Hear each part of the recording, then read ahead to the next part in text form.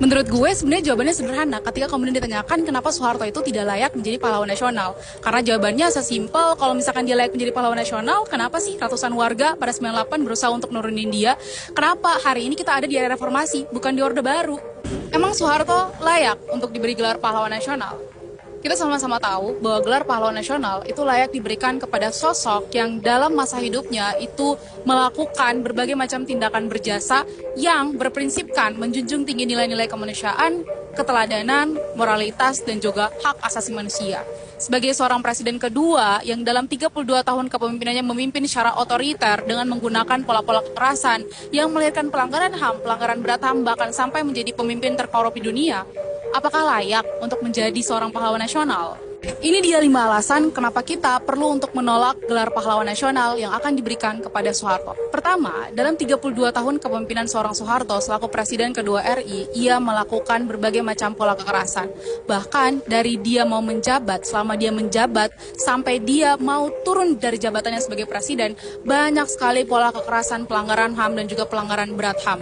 Komnas HAM itu telah menyelidiki dan mencatat serta melaporkan terdapat 9 kasus pelanggaran berat hak asasi manusia yang dilakukan selama masa kepemimpinan Soeharto. Mulai dari peristiwa 1965, peristiwa Tanjung Priuk, Talang Sari, kekerasan dan juga pelanggaran HAM yang terjadi di Timur Timur, Aceh, Papua, sampai dengan menjelang dia mau turun pun terdapat berbagai macam kekerasan. Mulai dari peristiwa Mei 98, Trisakti, Semanggi 1, Semanggi 2, hingga penghilangan para aktivis pro-demokrasi 97-98. Bayangin, gak cuman pelanggaran berat HAM doang teman-teman, tetapi terdapat juga banyak rentetan pelanggaran HAM lainnya, pembunuhan aktivis, pemberedelan media, hingga pembungkaman terhadap kebebasan sipil itu sendiri. Kedua, praktik otoritarian yang begitu langgeng dalam 32 tahun kepemimpinan Soeharto itu sendiri. Hukum itu dijadikan sebagai alat untuk kemudian mempertahankan kekuasaannya.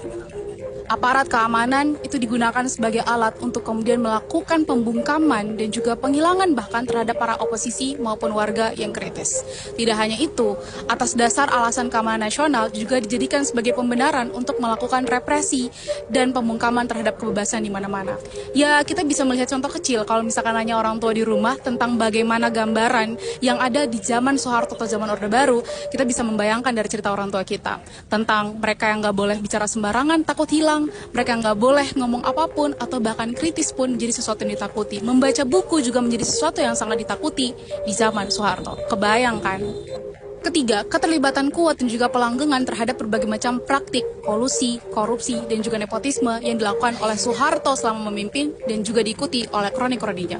Kita semua tentu masih sangat mengingat bukan tentang bagaimana salah